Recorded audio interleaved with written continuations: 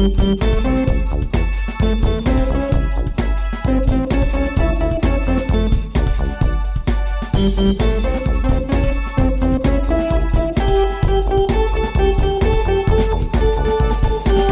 would seem as though. It would seem as though we are back. I'm back for another week. We're back again. Ain't we though? At the podcast where we talk about anything, everything, and nothing. Mostly nothing. Mostly nothing. And today, lots of nothing sometimes. Well, I mean, I think that's the thing is our topics are, welcome back to the 5th episode of Nothing, which is a bunch of something, but it's nothing, right? It's nothing. Right. And I'm Vesta. Oh, yeah, I'm Annika. Again, today, just Annika. That's fine. Okay. I can handle it. Look, I want you to know, I finished classes yesterday, so I have like a 10-day gap between summer and fall semester. So yesterday I just uncorked my ear and dumped everything out. Okay. So I'm a little... So all the sand came pouring right out of your head. Everything. Yeah, because I was like, gotta get it out, right? Just scrub it fresh. Gotta start. That's when I wish you could do like they do on Harry Potter with the thing and take the little memories out of your head, put them in the pensieve, and save them for later. Well, and I have I take copious notes, right? So I always remember, I always can refer to, but I have to at some point try and remove some information because I have to take more classes, you know? Yeah. At my age, that has actually just started happening naturally where, and I kind of think of it as like a computer that you have put in way too much stuff. Yeah. And so A, it's slowing down, and B, some of the less important things have gone way to the back and you have to use all kinds of search engines to find them. Yeah. And sometimes you still don't find them. And they're all virus detected. And you're all, oh, shit. Oh, crap. Oh my God. I just have to tell you about my day yesterday. Actually, mostly my morning. It was awful. Can't wait. So I get up every morning, 5:30. Right. Because I'm stupid. Because I'm stupid. I get up, because I am the best wife in the entire house. Okay. I'm the only one. But I get up every morning, make my husband's breakfast and pack his lunch and all that stuff. So and usually I pack his lunch the night before. But I, make his breakfast and I put everything out. Yeah, Ma, you gotta make sure your chores are done for Pa. I know, right? Or Pee-Paw. Me, Ma, and Pee-Paw. So, I get all that done. Anyway, I'm getting all this stuff set out, and I'm like, oh no. I'm going to turn off the alarm. And I was like, oh no, what is that? Oh, I know that smell. And I go and open the door where the dogs are. And Loki, all of our dogs sleep in crates. Individual crates. And his crate is really the size of my first apartment because he's a Great Dane. Yeah, it's huge. But he has figured out how to get out of it. He's like Houdini or something. How? So I don't know. With the doors locked, he's still, Interesting. Okay. I don't know. Yeah. Pushes himself through the bars and slices and then nanny puts himself cam. back together. Time to get a nanny cam. Something. So he is out of his crate, just standing there staring at me. There's puke and shit all over the floor. I'm gonna die. And it's all over his crate. It's on the walls behind his crate. No, thank you. It's all over him. Nope. And I'm like, oh no. Now I am not the person who will use, say like, oh fuck my life. Everything's over. Yesterday morning, I was like, oh fuck my life. Yeah, right. My life is terrible today. And it's more, fuck my day. Yeah. This is the worst thing to ever happen to anyone ever in human history. Yeah. And so I bring that down to, this is the worst thing to happen to me today. Yeah. Just wait. I mean, think about it. But it was so disgusting. So, of course, they sleep on nice, big, cushiony dog beds that are all gross now. So I have to take them out, take them apart, clean them. I have to clean shit from between the bars, off the wall. Ugh. And I swear to God, once that gets up in your nose, you're smelling it all day long. Yeah, that's all you can smell it forever. I wanted to go, do that old mortician trick and put some, mentholatum under my nose so it's at least smell that. Yeah. You can always cleanse your sinuses with coffee. I did know that, and I forgot that. Yeah. Speaking of morticians, I haven't even told you this. Oh you know how we said we want to talk to my husband about his job and stuff? Yeah. So Wednesday the 24th, which also happens to be our 19th wedding anniversary. Oh my God. He's going to be off work, so he'll be our first live guest. Oh my God. And we're going to talk about mortician stuff. Morticia Adams. That's my favorite. Right. How exciting. I guess. Oh God, we should change his name to Mortician Adams. Oh my God, how cute. Like that. Does that mean we all have to change our last names? No. Okay. No. Because that's too much work. I want you to know that your last name is better than Adams. Oh, Adams God, is a right? great last name. It's fine if you're one of the Adams that's family. it. But it's and like, if my last name was Adams, I would be like, yes, I'm Vesta Adams of the Adams family. And when people said, you weren't, listen, my last name right now is Diaz, which is just like Smith of the Mexican population. So, are you Mexican? Super duper. Oh my God. I'm super. My partner likes to say, "No, you're Mexican. We're married." I'm like, "Oh, that's not." That's not how that works. Well, that's nicer than the crude thing I would say about that, so I will leave that alone. Okay, I'm gonna leave. What? Okay, so we talked about yesterday. Yeah. I mean, the day did get better. It gets better. I mean, from there I went to the dentist. That was a step up from cleaning dog stuff out of it. Yeah. That's Although sad. I actually love my dentist. But let me tell you, when going to the dentist is a step up from cleaning up dog shit, I just feel like most people don't even enjoy the dentist. It's some like torturous villain, and you're like, this is great. I'm like, yay, I get to go to the dentist. Right. I love my dentist, though. You've had Dr. your dentist Eubanks for, like, out in Beaverton. He's awesome. You've had your dentist for like 80 years or something. Yeah, we've been going to see him since before he had his own practice, and he's wonderful and awesome and phenomenal, and he sings while he does your teeth. That's cute. I mean, but it's like kind of, he's just singing along the radio, and I'm not even sure if he's that aware that he is singing while he's singing, and luckily it's in tune. So it's not like you're going, oh my God, this is worse than the dental treatment. But he's wonderful. I know, and you travel far and wide to get to him. He's yeah, like across we do. the river and through the woods. He's on the far end of Beaverton. Yeah, girl. And we live in the deep south. And what's crazy, that's it, is my children actually like going to the dentist. So your children are also fucking weird. I know they are weird, because these are also the kids who, when they get their shots at the doctors, will thank the nurse. I don't. Because we've trained them to do so. Like I told you, your children are weird. My children are weird. But I want to talk about a couple of events that happened in the last 2 weeks, specifically deaths of a couple famous people that I was very sad by. Yeah. First was Nichelle Nichols. Oh my God, right? Icon, legend. And those words are tossed around so much about mostly people who it doesn't apply to. No. But Nichelle Nichols, I mean, if she did nothing other than Star Trek, would be an icon and a legend. She was a woman and a black woman at that, on the bridge of Star Trek. She was a woman in power. Yeah, in the original series. That's huge. The first interracial kiss on television. With her and Kirk. And I know we talked about this story way back when we were talking like Black History stuff back in February when we started.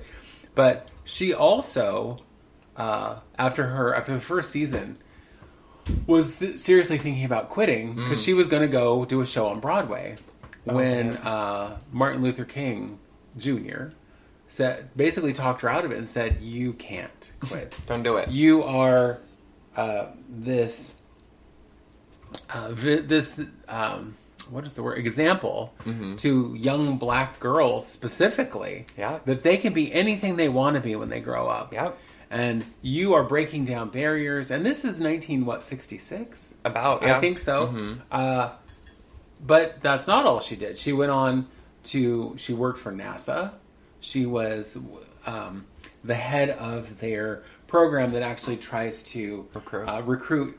And she was specifically in charge of recruiting women, and specifically women of color.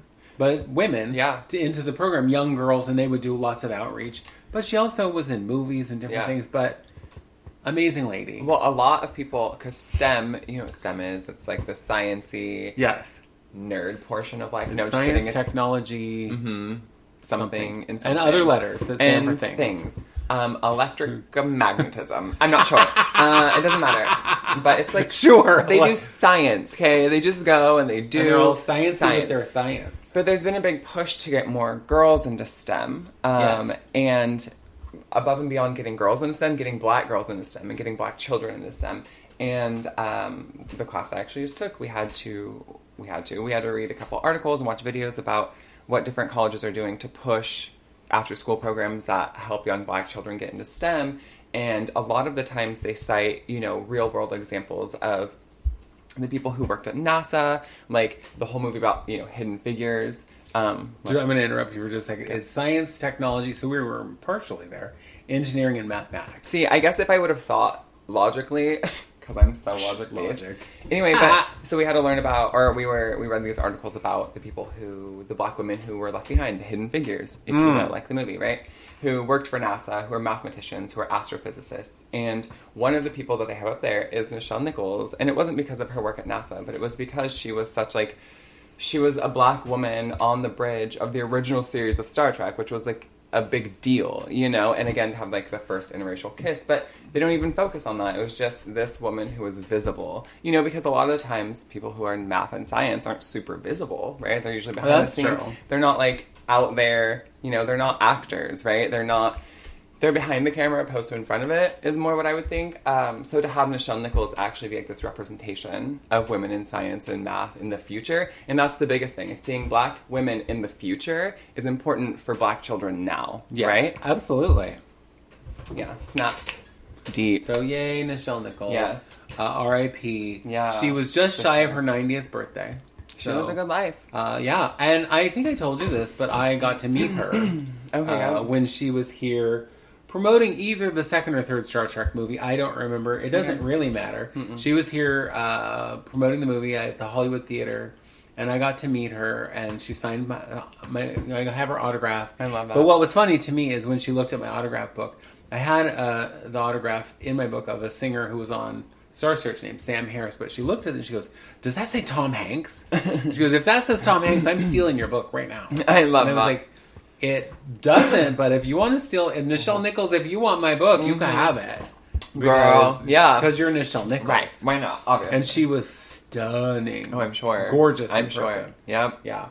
So the other RIP of the week was yesterday. Was it yesterday or the day before? I don't know. Who knows? Olivia. Who knows what day it even is? Olivia. Miss Olivia Newton-John, who was 73, died of breast cancer.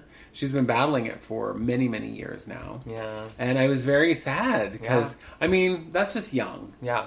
Now, I know most people, if they think of movies and Olivia, they're going to think of either Grease, obviously, Grease or Xanadu. My favorite Olivia Newton-John movie is Sordid Lives. Okay. Where she plays this kind of washed up old bar singer. Okay. And it's one of those weird little queer movies that I adore. Del Shores is the director. Leslie Jordan is in it. Oh my god, I love Leslie And so Jordan. what more do you need? Right. Rue McClanahan was also love Rue McClanahan. Rue McClanahan dies in that movie by tripping over her lover's fake legs. I'm about hitting that. Her head on something. That's a way to die, you know? I guess if I have to die. If you're gonna die. Trip over some fake legs. Right. Anyway, but Olivia, not only, wonderful singer, been around since I was a kid, but she also started the Olivia Newton-John Foundation, which was for cancer research. Which was to props to you, mama. Was to get physical. Yeah. So what's funny to me is in the 70s, physical. She was the very picture of just pop. And I mean the softest pop music. And they considered some of her stuff country, but it was all just... Really? Yeah. I didn't realize but it was all just like sweet. So sweet that you probably, got a little diabetes from listening to her. But when she put out the song Physical, it was banned from several radio stations. Raunchy. Not because yes, because it was just a raunchy song. But the video, back when everybody watched music videos, at the end all the men who are getting physical and stuff all leave with each other instead of her. Oh my god, yes. Boys. I'm about that. I wonder if she was inspired by the fact that her first husband was gay. Probably, and she has a huge fan base, and they're predominantly queer men. Yeah. So big loves to Liv and all the people in Australia who are mourning your loss and the world, because she's only the people in Australia. Yeah, the rest of the world, fuck you. I don't care. I don't give a shit. No, I'm just kidding. Of course. Me too. I did want to highlight something. There was a DC bookstore that opened, and the owner, his name is Patrick Kearns, and he they only sell books that are queer focused. And Washington D.C. Okay. Yeah, and so it's just for some reason when you said D.C., my brain goes to like the D.C. comic world. No, I think if I said D.C., most people would assume I meant. I did assume, but then I went to both. But I forgot. Memories are falling out of your brain right now. Remember? That's what you told me earlier. So I'm just... Wow, now you're using it against me? I'm using it against you. Wow. Listen, now anytime you don't remember anything correct, I'm like, that didn't happen. I'm just going to gaslight you. Oh my god, I'm always going to be right from here on out. I love it. No, but so that's that never happened. I know, right? It's starting drunk bitch. That never happened. Piled on wigs, you're too much bronzer, your frosty orange lipstick. I can't wait. You're evil. I know. Anyway, finish your story. DC it's not book really a story, but it's a... Oh, I don't even know the name of it. Isn't that horrible? That is horrible. You are horrible. I'm a pretty bad person. But anyway, there was just a couple... It just opened, and so a couple places are doing little reviews about it. It's pretty exciting, especially in a time when there's, laws that say don't say gay. God. I know. Anything, that stupid woman, and I'm not even... didn't even get her name because I don't care. I don't want to say her name. I'm tired of saying the names of idiot people. Yeah. Who was running for governor of Arizona. And one of her platforms was, all anti-queer stuff, and specifically going after, not allowing children to see drag because it'll, poison their little minds. And unfortunately, she won the GOP nomination for governor of Arizona. It is gross. Yeah. I'm so tired of these people and all of their nonsense. It's just... ugh. So this bookstore is called Little District Books. Oh, yeah, okay. That's cute. So the next time I get to Washington, D.C., I will look them right up. Have a good time. Tell me how it is. I don't want to go. I don't either. Well, you're going. Mostly because it's a long, long trip. Yeah. And really being on a plane for the better part of a day sounds horrible. I also just don't want to go to D.C. I don't care, There are things in Washington, D.C. I'd like to see. I'd like to see some of the monuments just because they're cool. Yeah, sure. I just rolled my eyes so heavily at you. I'm really sorry. I just can't care. Some of it's just so annoying. I get that. But I would like to see things like the Smithsonian. Oh, see, different. But the Smithsonian, I understand, takes at least a week to see. Right. Even the bulk of it. And you still never see all of it. Listen. Because it's gigantic and it changes. I am just bitter about most things in the world. And so... I talk about this with my partner all the time, how maybe I shouldn't have gone back to school because then you learn too much and then everything is sad, right? Because everything has such an ugly effing history. And so I just feel myself feeling bitter about most things. And even going to the Smithsonian sounds really cool, right? I would love that. But then I think, oh, well, how much of this shit is just pillaged from, you know what I mean? Sure. They just have taken it from other cultures and nations and people and it's not theirs. And don't get me wrong, I probably still go to the museum because it's a museum. But I don't know, parts of me, I just feel, there's a lot of things that I feel God, this should have never happened, It makes me feel bad to be complicit in it. And then I think, you can't help it, you live in this society. What am I would have to be a hermit, off the grid, and never participate in American society again. Well, there's that. And I don't know how feasible that is. So, I like to limit what I do. So when I was 14... Mm-hmm. Oh, yeah, that would make sense. I was... because it was the year of the bicentennial. There was this thing traveling around the country called the Freedom Train. Okay. And really all it was, I know it sounds bleh, but it was a bunch of... exhibits from the Smithsonian. Yeah. They were actually put on this train. Yeah. And taken around and it stayed on the train. So you went to see them on the train. Cool. Because they're all displayed and whatever. I don't remember a goddamn thing from that except that I got to see the ruby slippers from the Wizard of Oh my Oz. god, cool. The original. Yeah. Well, there were several pair, but there were only 2 left. But I got to see the ones that had been in the Smithsonian forever and ever. Yeah. And this was 1976. So they were a couple years old. Yeah, but because the movie was made, in 1939. Yeah, I do think about. So I think a better museum format for me would be if cultures and nations had their own museums, in their own lands, and then they could loan out, so everyone's loaning out to each other, but it belongs to nation, culture, people, that would make more sense to me than things living in the British fucking museum or things that don't belong to white British people that should probably go back to Aboriginal or Native Americans or and recently I did talk about this, how there I don't know what museum it was in the British Isles, I think it was in Scotland, but they gave back a bunch of stuff that they'd taken from a Plains tribe in the States because That's the thing. Yes, it's really cool to see things from the past and from other cultures and all of that. But you really have to think about, like, where do they get this and how do they have it? Because, like, I know I'm being, again, intense, but, like, it is important. Imagine your culture being, like, raped and pillaged and, like, your sacred items being put on display for people to go and look at, you know? And, like, you had no say in it. If you had a museum on your lands and you loaned it out, but it was yours and you got it back, that would be different to me. But it's not. It's just, like, a lot of times it's just, you know, European cultures or European colonial nations like the fucking United States owning things that aren't theirs. Owning, taking, and displaying. Yeah. Exactly. And that's once you steal it, you own it, right? I guess. You know, as you know, I've loved watching Antiques Roadshow for years. Yeah. And one of the things that always just made me cringe was when people would bring in native items and stuff, indigenous items, and be like, well, you know, my grandpa was a salesman who would go to this blah, blah, blah, this tribe or that tribe or this res or whatever, and the chief of the, you know, traded him this or gave him this because... Did he? Mm-hmm. You know, it's like... And so I'm going to say I sound awful probably, but I love it when the person on the roadshow is like, well, yes, that is a lovely fake. Mm-hmm. Yeah. So, yeah, these were sold or whatever and they were sold at probably their general store and everyone could buy them because they were the trinkets and knickknacks they would sell to white people who were like, look, I have Indian stuff. Look at me, how cool I am. Yeah, exactly. Aww. I know. Gross. Anyway. Yeah, we take a break. Yeah, I love that. I'm here.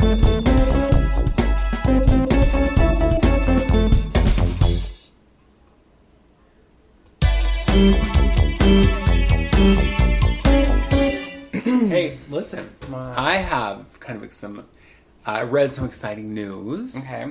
Now, everybody who listens to us knows that we are big fans of the show Pose, and we've talked about it a million times, and we love it, and phenomenal. One of the actresses who was in Pose, Angelica Ross, who, by the way, I'm not going to spoil anything because if you haven't seen it, you need to see it, and I don't want to ruin anything, but her departure from the show, I cried so hard that snot was running down my face. One of the most devastating literally things I've ever seen, yeah? I was like, ugly, crying, it was hideous. And you know I think the hardest part is like how it all happened. It was very telling of the time, but also could happen today. Yeah.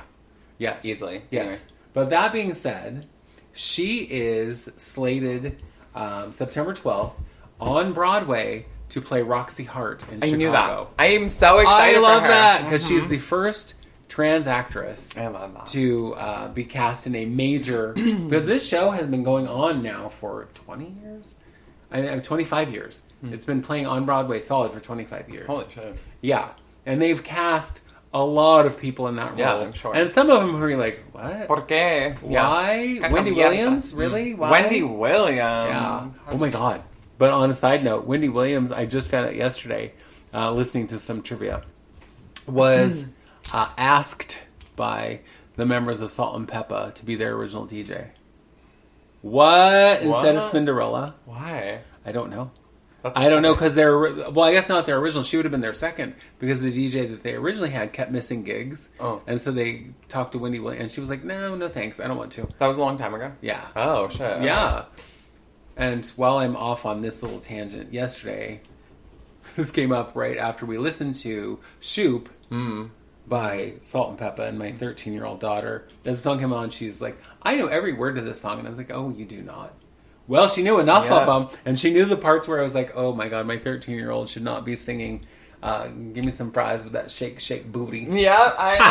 I'm telling you, one of my favorite things is when you're not paying attention to her and we're in the car and she's singing, I'm like, she literally knows every word to some of these songs that maybe she shouldn't. Maybe she should not. You know what? I like teaching children. Right. Well, children should be exposed to things. Yeah, I'm an educator.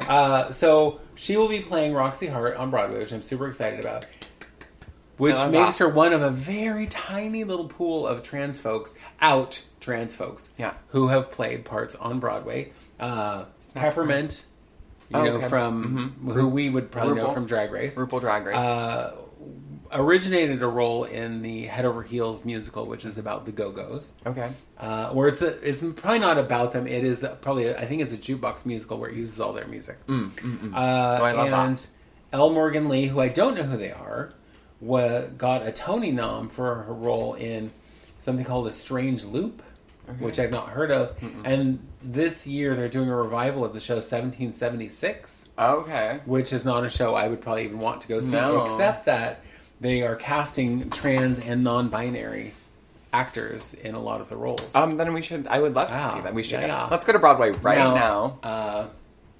Alexandra Billings, who trans actress, who a lot of people might know from Transparent, or she's on the last season of The Conners. She plays Darlene's boss. Yeah, she was in the touring company of Wicked this last year, playing Madame Morrible. I love that. So kudos for trans representation on the Great White Way. Why gotta be white? I know, why gotta be white? Talking about representation, I'm watching this show that everyone should be watching. It's now in its second season. It's called Reservation Dogs. Oh, yeah. It is amazing. It is funny and heartfelt.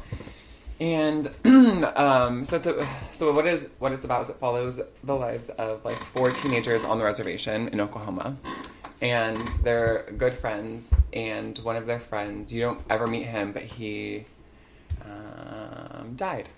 And so it's them dealing with it and all the things they go through and deal with on the res. And, you know, from like causing trouble to like meeting elders who tell them different things to like not be cursed or you're cursed or the evil eye is going to get you, or, you know, so some of it's very stereotyped, but Taika Waititi is like the director or creator, I can't remember, he's Aboriginal, so he is indigenous to Australia. He's kind of a wacky dude, that guy. I fucking love Taika Waititi. He's amazing. But most of the stuff he creates is just a little twisted. It is, all of it, yeah. I mean, Jojo Rabbit. I know. Oh my God. Really wrenched hilarious, my heart out of beautiful, tragic.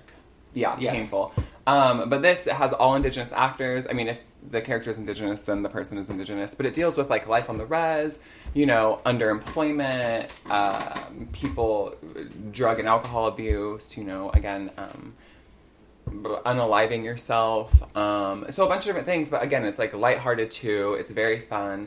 But yeah, you should watch it. There's a lot of representation. There are moments that are very scary. Brief, because it's like a half an hour and it's on FX. Okay. You know what I mean? It's not like an HBO drama by any means. But it's there are parts that I'm just like, I was a little cringy because race relations and how white people treat natives. So, you know. Sure. But they're brief moments. But it's really good. You should go watch that. But I watched a movie last night. It has Kevin Bacon in it. It's a new... They, them? Yeah. Have you... I was just reading about it this morning. I've seen... just the little picture from it. I don't know anything about it other than it's a horror film. So Kevin Bacon plays like this camp director, and it's a conversion therapy camp. Oh, perfect. And those are the best. Right. And I'm assuming that most of the campers were actually queer people because they are. Because that's what I was reading. Is all the queer characters are actually queer. Love that. And because there's a black trans girl in it, and there is a non-binary. A trans non-binary person, and they're both pretty like main characters, but lots of it is very comical. And for being like a scary sleepaway camp slasher film, there's not a lot of slashing happening. So like, I was an hour. It's in like an hour and 45 minutes. I was like an hour and 10 into it, and I was like, do any campers die? Can we step up the killing, can people please? Die? But it's like very interesting, and they don't want to use God because what they're trying to do is like help you see your true self. And if you want to be queer, then be queer. But like, we're just trying to show you the possibility of what you could, whatever.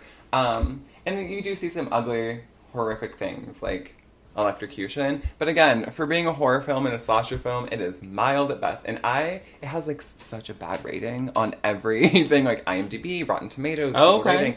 It's because it's not great. I would watch it again, strictly because I like all the queer representation, and it's campy and fun. And Kevin Bacon, you did great. You did great, Kevin Bacon. And at one point, I love it, in the film, he says like, I respect your lifestyle. And I'm like, look at him. Being that white ally that he is, respecting the lifestyle. Oh, Kevin Bacon. Mm-hmm. I also respect your need to get footloose, Kevin Bacon. To look like Skeletor. Hey, listen. So while we're talking about queer stuff, which is such an odd topic for us to talk about. I've never ever heard about it. I know. But I just read this very morning that in Vietnam, I'm trying to find it as quickly as I'm trying to find it while I'm talking. And, multitasking is not her strong suit. Okay. In Hanoi, being gay is not a disease. Mm-hmm. Vietnam has told government of Vietnam, mm-hmm. I don't know, has told its doctors, as it called on medical workers to end discrimination against the LGBTQ community. Campaigners told AFP on Tuesday the statement was a major step forward in queer rights in Southeast Asia, where gay, bisexual, transgender people have been marginalized. But an official document released this week said homosexuality cannot be cured, does not need to be cured, and cannot be changed. Snaps. And really, just that little paragraph is huge. Yeah. And I wish somebody would send that note to the church and the right wing and get them to realize that those things are all true. They've received that note. You know what I mean? They have. They just don't believe it. Time and time again. Jesus. Because Jesus. Oh my God, did you see, and I can't remember his name, there was, I think maybe we talked about it, but it was one of the lawmakers who was like, I'm going to use my 2 minutes to talk about all the things Jesus said about homosexuality, and then stood there silent for his full 2 minutes, and then was like, thank you.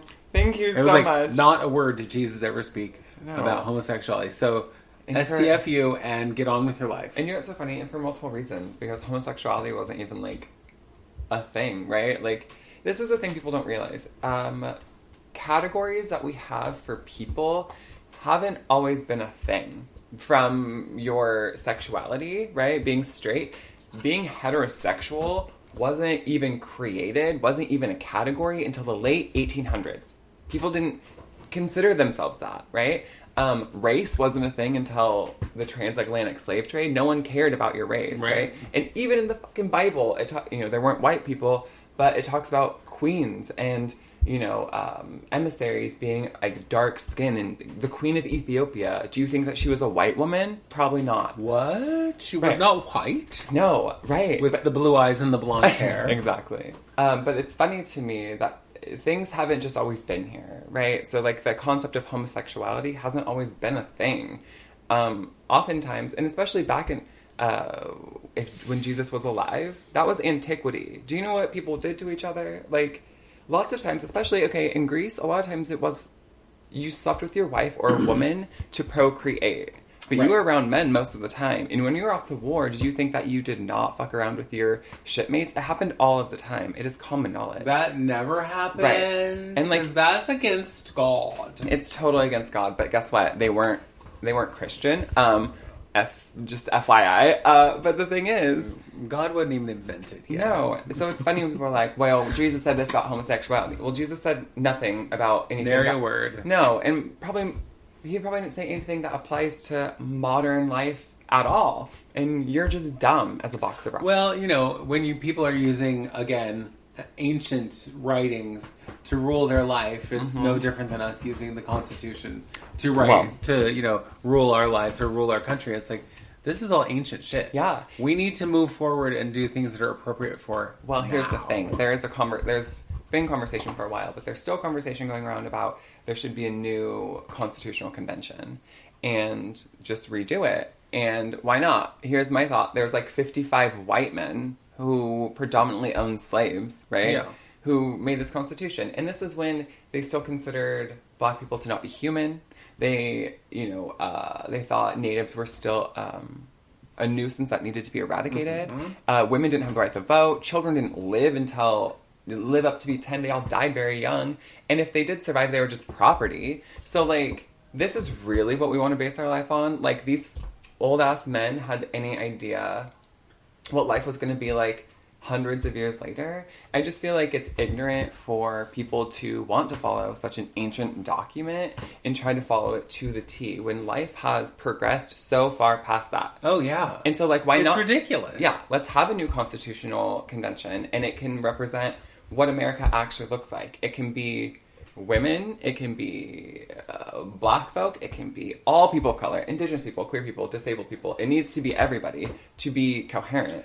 So it shouldn't just be a big box of privileged white men? No. And even if white men today did it, it would still be different than it was in the 1700s because these white men today aren't slave owners. Women have the right to vote. There is more equality, quote unquote, in the world. Not much, but there is still some, not much. You know? So it was still, the Constitution would look vastly different if it was written today, even if it was written by all white men, you know? Yeah, that is true. Granted, white men shouldn't be making any fucking law. And because of this, because white men have written everything forever, I intentionally try to not read what white men write. Unless you're giving me a different perspective or you are, you know, attached to some other identity, I don't give a fuck. I don't care at all. And I have an example of this. Okay. And so, you know, I'm into classics and mythologies, right? Yes. So the Odyssey is the book of how Odysseus got home after the Trojan War. I've read it a number of times, but I, at some point, made the conscious decision to stop reading the translation by old white men. Because it's different. And then this woman, Emily Wilson, she translated the Odyssey by Homer. And if you read it, it's vastly different than what the men translated it to. Because they would translate, like, young servant girls as, like, oh, they're young servants, were sweet. No, they were slaves. They were just slaves, right? And so how they talked about women, how men translated words about women and about slavery and about... Right. Was ugly. They tried to sugarcoat it. But she translates it correctly, or like to what the term should have meant. And she's one of 2 women who have translated the Odyssey into English. Let that sink in. The Odyssey is how old?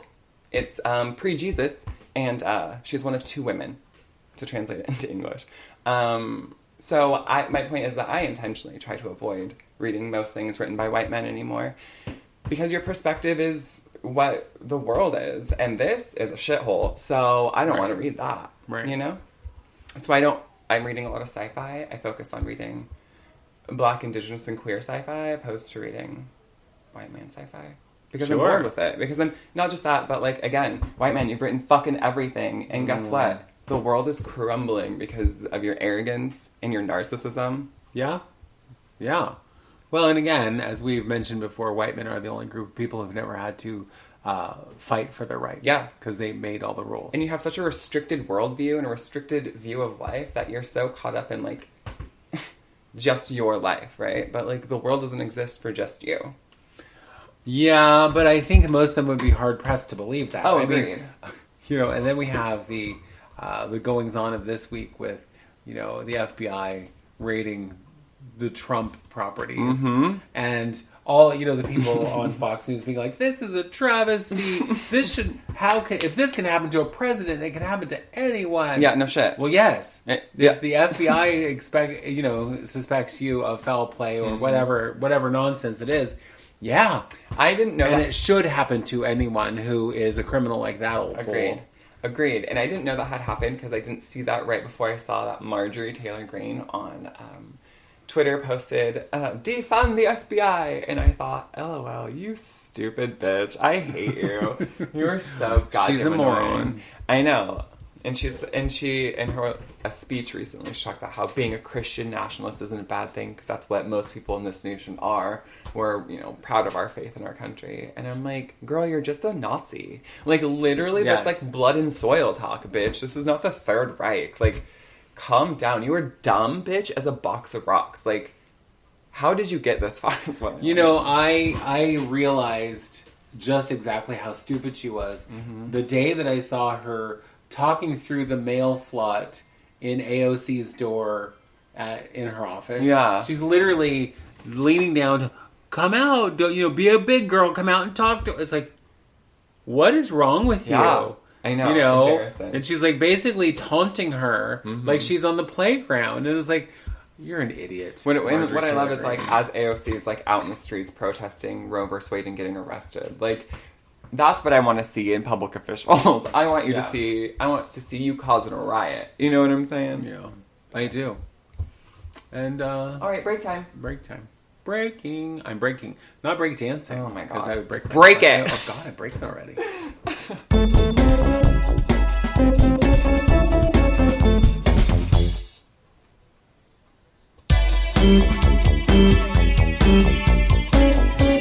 I'm going to try to make sure that today is the day that I do not make any technical errors. Mm-hmm. I mean, logically, we know that's probably not going to ever happen.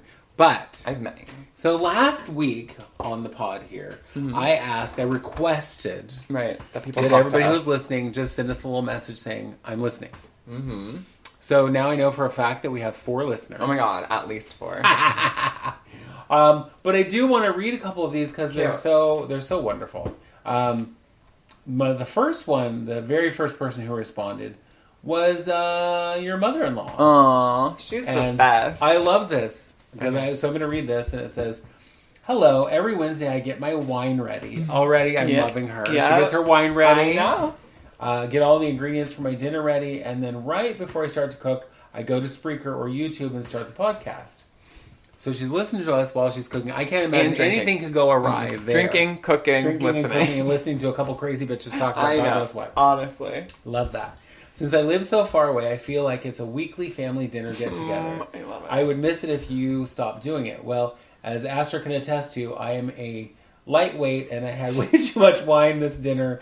So, all for now, count me as a loyal listener. Laura Lee, a.k.a. Astra's mom. Mm-hmm. Love it. And I want you to know that every week she'll send me... she sends me an email often, and it's typically about an update. Part of it is an update of her listening to the podcast and what her thoughts are and her opinions. And I love it. I live for it. It's good times. And of course, my sister. Okay. Who, by the way, got married this week. Oh my God, I saw that. She and Shauna tied the knot. Congratulations. Love that. Jumped the broom, did whatever they did. Mm-hmm. I don't know. I wasn't invited. I'm still mad. Wow. I know, because their wedding should be all about me. Their love is about me. Yeah. It's all about me. One of the other messages... So I also got one from Linda, just said, I'm listening. Mm-hmm. Got one from... Other people who say Other people who can message. Other people who can write. Oh, Rachel.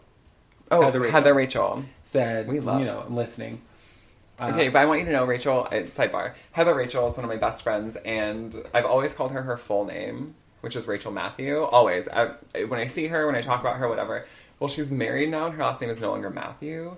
But when I still talk about her or to her, I call her Rachel Matthew. Well, so that's fine. Well, that's she all likes right. That. So, Ashlyn, who works with T, sent this one. It says, "Hello, friends. In an effort to avoid inducing too much nausea, I'll try to keep this gushing of adoration brief." Love it. I'm you ready. You don't have to. No, you can gush. We're good with gushing. I like to be nauseous over how much people love me. I wanted to reach out in an effort to validate how many listeners you have and say that I've never missed an episode. I so deeply enjoy listening to your show, and I'm grateful to you girls for sharing pieces of yourselves through this type of platform. I revere each of you. I love that. I like being revered. Me too. So thank you for that. I revere each of you for your independent nature, wit, and playfulness. Much of the time, an episode ends with me feeling intellectually stimulated. That must be from when you talk. Right. And also charmed by the way you both weave humor into just about any topic. Yeah. Keep it up, ladies, because this podcast is special to me. Cheers to the many episodes to come warmly. And I love her name is Ashlyn, but she signs it Trash. I love that. Are you kidding me?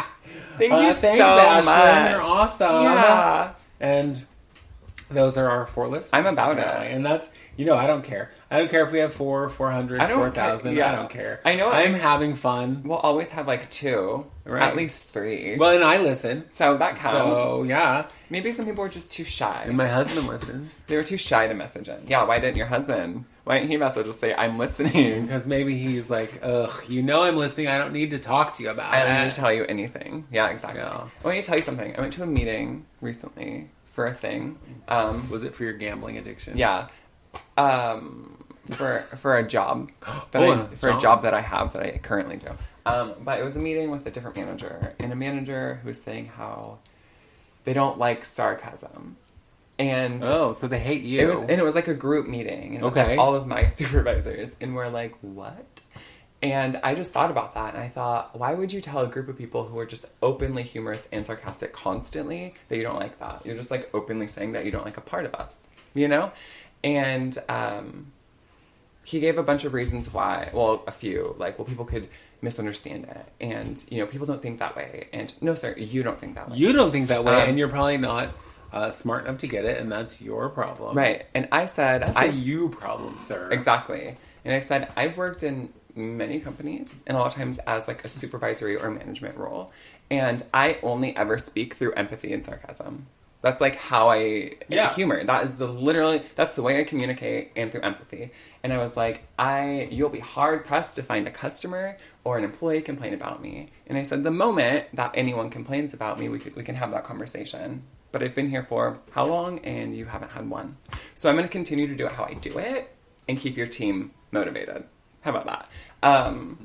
I love that. I didn't think about that, but empathy and sarcasm are two of my favorite. Yep. Well, I just sent a message to one of my friends who, Sarah, our good friend Sarah, who's going through some stuff right now because her dad's having surgery, and she's going to be, and her mom, like mine, has dementia, and so she's doing a lot of family care stuff. We'll burn some herbs tonight. So I just sent her a little message saying, I know you have a tendency to try to do too much, so please take care of yourself, and I adore you. And then after I wrote I adore you, I said, even though you smell like hot ass and Cheetos. I love it. Because when she learned that Annika-ism, she laughed so hard. I was like, I'm just going to randomly send it to you just to make you laugh. I love to which, of course, she then sends me a bunch of laughing faces. And thank you. I needed a good chuckle. Yeah. So, again, people I love, I usually talk a little shit to them. Well, and that's what But empathy and sarcasm, I love. That is a really good way to describe. Yeah. The MO around here. Your husband has said many times, and I've stolen it and regurgitated it. But our love language in this family is we gently bully the people we love, and that's true. And I always say that if I mean to you or I'm bullying you, that means like I think you're great, like you're doing great. I love you. If I'm nice to you, it's usually because one, I don't know you, or I don't like you. Right. And so nice, yes, I would say is like a default all of the time if I don't know people, because again, I can't just be a bitch all the time at work. So I think that's also the thing. Time, place, audience, know who you're talking to. Exactly. But yeah, I just think to tell a bunch of people who are successful in their job that like, well, I don't like sarcasm. Well, I don't care what you like because I'm better at my job than you. But, whatever. Speaking of which, I saw a t-shirt yesterday on someone on one of the shows that I watch. That it was like, oh my god, I need to buy that tank for Annika. It was just cute little black tank with gold letters on it that said wildly unpleasant. I love that. Are you kidding me? I was like, she needs that shirt. Oh my god. Because she would rock that. I'd be like, that's right. What? Wear it every day. I went through a phase of wearing a lot of things that said, like, women do it better. I have a shirt that says, shut up, stupid bitch. I know, because I had the same shirt when I was younger. Yeah, because that shirt that you have I got it from Terica when the Embers was still open and there was just, like, boxes of them in the basement. And she was like, here you go, and gave me a couple shirts. So, it's like, boxy and big. But, yeah, it's one of my favorite shirts because it says, shut up, stupid bitch. I wore that one day. I was going to, it was many, many years ago, probably late 80s, early 90s, was wearing it into Fred Meyer, because I was just wearing it, because what? Because I'm cool. Because what? I didn't think about it. And some woman stopped me in the parking lot, and she goes, how dare that's really, really rude. And I go, uh-huh. And I'm like, what? Because I honestly, I was like, what'd I do? Did I run into your car? To what? Yeah. And she was then confused that I was confused, and she goes, your shirt. And I had to look down. Because it's like when people compliment my earrings, I have to reach up and feel what earrings I'm wearing. Yeah. But I looked down and I was like, oh. Sorry. Toodaloo, bitch. If you're offended by it, that's your problem, not mine. Don't look at me. Do you think I'm saying it I don't know you. Yeah. So are you talking to me? If you're offended, but now that you're talking to me, read the shirt and move along. If you're offended, then it's about you.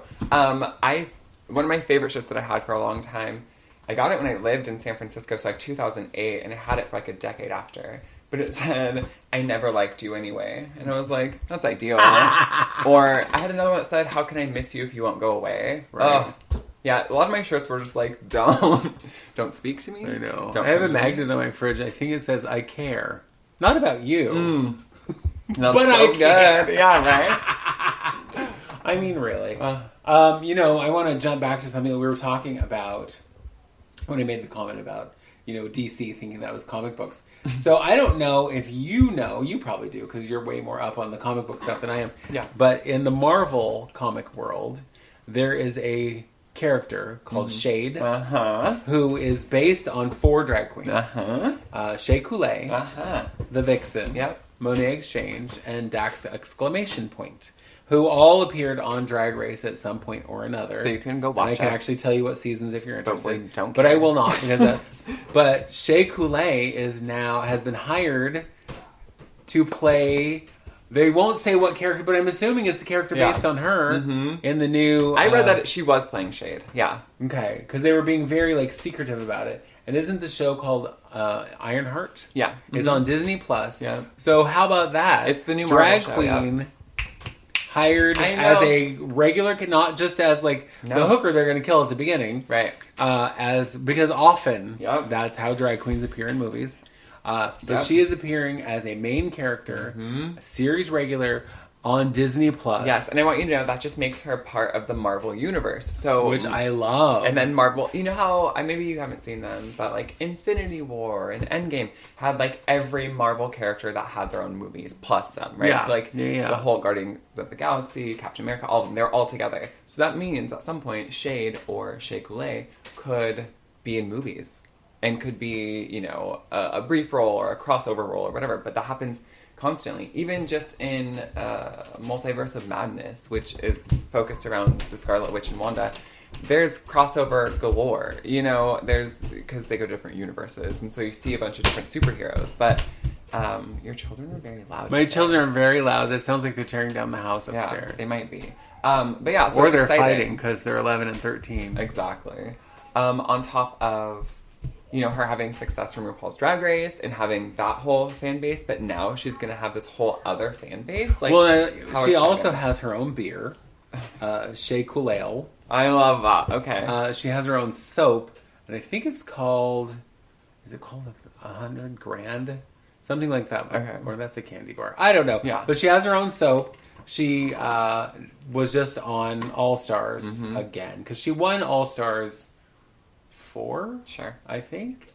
Anyway, I love her. I think she's awesome. She, first of all, is an amazing performer. Yeah. And beautiful. Oh, and she just has new music out, too. Oh, my God. Okay. She has her new EP, LP? I don't know. Her new CD. Her music. Yeah. You can buy it all on iTunes. all the streaming platforms. I don't know the difference between an EP and an LP, so I couldn't help you. EP is when you release... a limited, instead of a full album of, say, 10 songs, it's the smaller version, 4 to 6 Okay, then what's an LP? Long play. LP is a full album. EP is... Copy. Yeah. Copy that. Yeah. Over and out. God, how do you not know that? Oh, sorry. Because you're young. I'm so stupid. I'll lay down and die. Oh, and also, I thought, I don't know, you, so clearly you know all the news that I'm telling you, so. Yeah, I know a lot. Do you know about the new reimagining of Cats? No, but I just died on the inside. Why? But because Cats is deeply terrible. Yes. However, so for those of you who've never seen Cats, congratulations. Yeah. And didn't we just remake this? Wasn't it just a fucking movie with every actor in Hollywood? It was, and it was terrible. And they all looked like monsters? Well, what was funny about that is when it was released, some of the CGI stuff was not actually done properly, and one of the characters, you could see her skin instead of fur on her hands, God. and they had to go back and redo it. But it was one of the most panned movies of the year, which was 2020, 2021, doesn't matter. Who cares? Pandemic, I think 2020. Taylor Swift's in it. Do I need to say anymore? No. But it's the story of this group of cats who are, just finishing up their 9th life, and which one gets to be elevated to, kind of cat heaven, whatever. So only one gets to go? Only one gets to go. They pick one. I don't know why. What a miserable story. And that's where the song Memory comes, or the play where Memory comes from. And that's a beautiful song. It is a beautiful song. Yeah. It's the only song in the whole thing that I, can actually sing all the words to. Because the rest of them are nonsensical words. Because when T.S. Eliot wrote this book, which was just a book of poems, and then somebody's like, hey, we should let's turn this into a musical. Why? That is insufferable, and all the white people will come see it. Well, it's being reimagined as a stage show. Okay. set in the ballroom scene. Okay. And so they're still competing for the big prize of being sent onto the jelly side layer or whatever the hell it's called. Gross. Okay. But it's done in a ballroom setting. So I'm hoping that all of the cats are appropriately cast. Agreed. So I read that, and my first thought, of course, was I have seen Cats and why, and it ran on Broadway forever, for like 400 or 500 years, and it is one of those shows that is just like I know it's very loved, but I don't know why. Oh, I don't know why either. And it's funny. It's kind of terrible. You know, our friend and our former roommate, and then my former roommate, Sherry, she likes it. And when we lived together, I think that's when the movie was coming out. Yeah, it was, because we still lived in the apartment together. And I was just like, I hated every minute of it. And she would talk about it, and I'd be like, I can't. I know a lot of people like for the music. I don't get it. I think Memory is a song that's not... Memory is a great song. Doesn't make me want to die. Every other song, I'm like, I don't care. I don't care about the storyline. I don't care about this nonsensical, stupid, scary play. Because every time I'm like, what are these cat people doing? And this is a nightmare. How many horror movies have there been made about cat people? I don't think this is appealing. I think it's ugly and scary, but what do I know? What do you know? I mean... I kind of want to watch the movie that was put out just so I can laugh, because the bits I've seen look just terrible. I refuse. No, I mean, I would watch it for a good old laugh, but it seems like it would just stick in my nightmares for a long time. So I don't know if that's a great idea. Well, remember, my first monster in my dream was Wolfman Chicken. So make it make sense. Oh my God, I have an idea. Write a musical about Wolfman Chicken. Listen, I am not that insufferable of a white person, so no thank you. I don't know if I ever told you, but one time when we were driving to Astoria, back when we used to go to Astoria all the time to see the folks that were there, I don't know, I think we were driving home, it doesn't matter. It was late.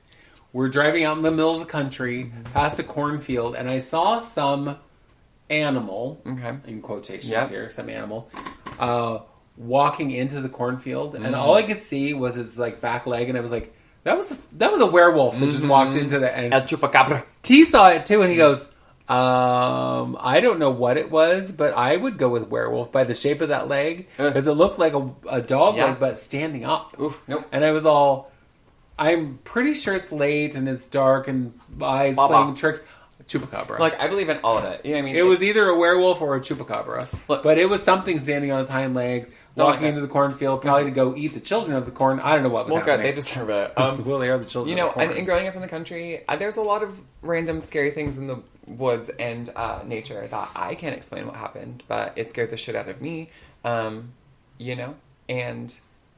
So it probably was. It probably was something. Why? And that's my biggest pushback. People are like, well, these things don't exist. I'm like, first of all, there are still places where there's like untouched wilderness. Don't tell me things don't exist, right? Yeah, how you know? And I think how arrogant for anybody to make any claim that's so definitive, right? Like, well, there is nothing that is paranormal, or like, there is no type of creature, or whatever. Like, right. That's really arrogant of you. It's the same when you think like there are no other life forms in space. Like, you think this is the best that is out there. You think that humans? You think humanity is the best that's out there. Well, and you know, it's funny that you say that, because just the other day, my cousin Ann posted something, and I don't even remember what the post was exactly, but I think it had something to do with aliens or whatever.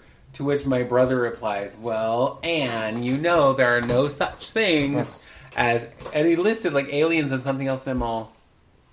A, she's being funny. Mm-hmm. B, how the fuck do you know, Mr. Scientist? Oh, right. You're not.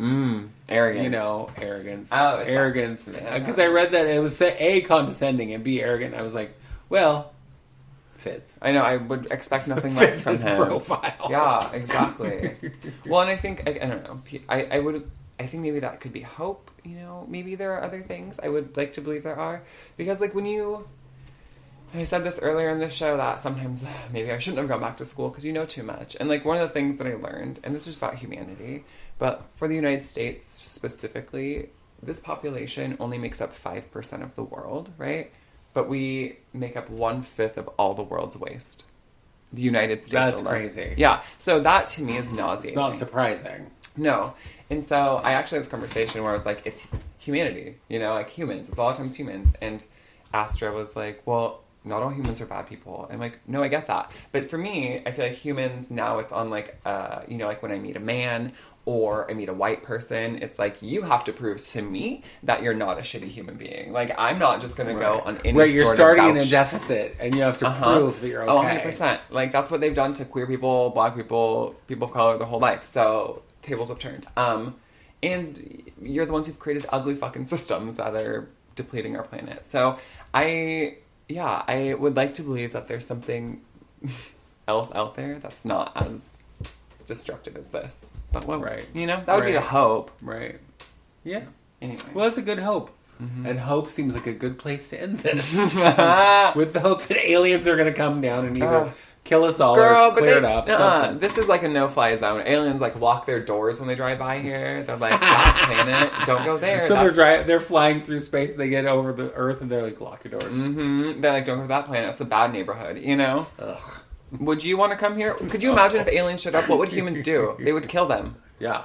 Or try to enslave them or something. No. I don't want to be part of that. No. Take me home. See, and now you've taken the hope right out of it and gone back to the dark side. Sorry, that's why aliens going to come. Hope that they'll take me away. All right. Well, on that note, we have reached the end of our hour. You're welcome. The hour. Hour 60 that minutes. we have taken of your time and our time and whatever. And so we still would like to get more messages from y'all. No, I'm over it. Never message me again. Since my husband is going to be on the pod on the 24th, we would like you to, if you have any questions, because I have to give him a list of questions in advance so he can prep, because he is that guy. I wonder how this is going to go. Because you and I talk over each other. Yeah. We will have to warn him that the polite conversation rules do not apply. This is my show and these are my rules. Right. Anyway, so it would seem as though at gmail.com, send us messages and still send us things you're listening so we know. Mm-hmm. And like, share, subscribe. If you haven't done so yet, download your podcasting app so that you can listen to us wherever and whenever you like. Yep. And you can go back and listen from the beginning if you've missed any. Yeah. Yeah. But tell all your friends. All of them. That, there's some crazy queer bitches up on this thing doing the damn thing. Speaking the gospel, bitch. Goodbye. Bye. It would seem as though